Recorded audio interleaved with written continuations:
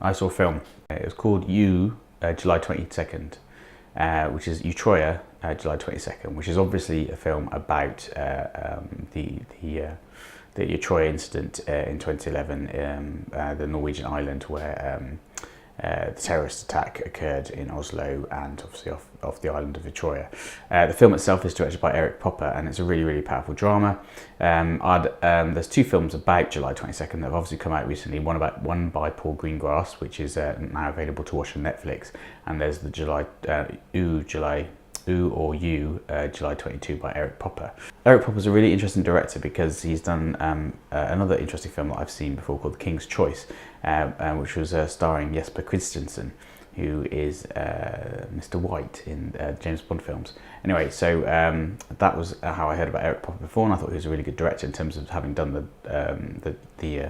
King's Choice, another Norwegian film. In this one, obviously, he tackles the issue of Utoya and the incident there in 2011, where the terrorists sort of killed a lot of children. It's a really interesting premise, actually. July 22, comparing Paul Greengrass's film to Erik Poppe's film.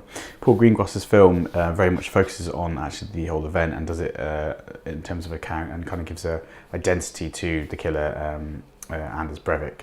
And in this particular film, in July 22, it focuses more on the children and the focus of what happened to the children and their perspective completely.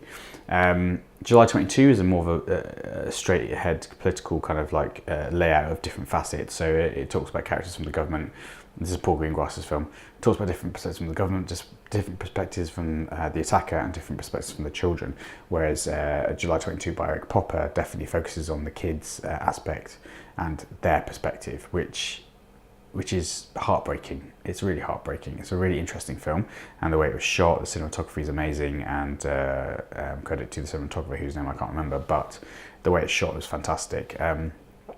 I actually think I prefer Paul Greengrass's film, but July 22nd by Erik Poppe is a very, very vital film for you to kind of feel absorbed into respecting the lives of the children.